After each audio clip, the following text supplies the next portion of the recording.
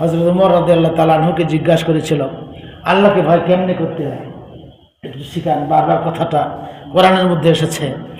ওমর রাদিয়াল্লাহু তাআলা আনহু এক কথা জবাব দিচ্ছেন, তুমি কি অন্ধকার রাতে কোনোদিন চলেছ? বলে হ্যাঁ চলেছি। অন্ধকার রাতে কোনো পাহাড়ের গর্তে যদি রাস্তা হয়, এই গর্তের দুই পাশে যদি কোনো কাঁটাওয়ালা গাছ হয়, আর তোমার জামাগুলো যদি অনেক সুন্দর হয়, এই মুহূর্তে তোমার কাছে কোনো আলো নাই, তুমি বুঝতে পারছো ডাইনে বামে গেলে আমার জামাগুলো ছিঁড়ে তছনছ হয়ে যাবে, শরীরের মধ্যে ক্ষতবিক্ষত হয়ে যাবে, এই মুহূর্তে তুমি চলবা কেমনে? ওই বান্দার জবাব দিচ্ছেন, এই মুহূর্তে আমার কাপড়গুলোকে আটো সাটো করে সামনের দিকে একমাত্র দৃষ্টিটাকে চতুর্দিকে না দিয়ে শুধুমাত্র রাস্তার দিকে দিব, যেন আমার কাপড় চোপড় ছিঁড়ে না যায়।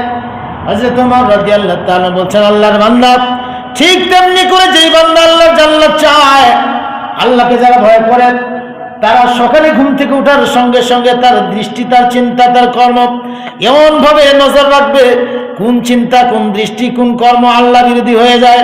যদি হয়ে যায় তাহলে দুনিয়ার জীবনে ওই কাঁটার বৃক্ষ যেমন তার কাপড়কে ছিঁড়ে তছনছ করে দিয়ে দিবে, ঠিক তেমনি করে তার ইমানের পোশাককেও ছিন্ন করে দিয়ে দিবে।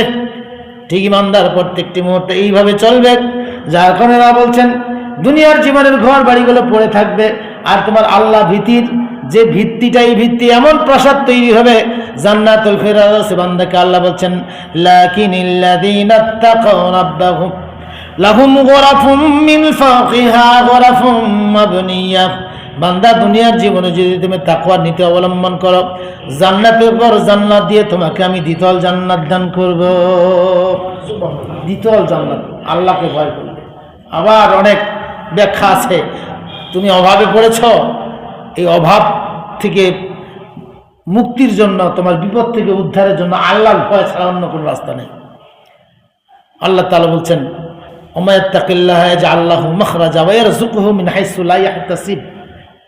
বিপদ যখন আসে তখন আল্লাহর ভয়ে তোমাকে উদ্ধার করবে, আর রিজিক যখন কমে যায় তখন আল্লাহর ভয়ে তোমাকে রিজিকের দরজা খুলে দিয়ে দিবে।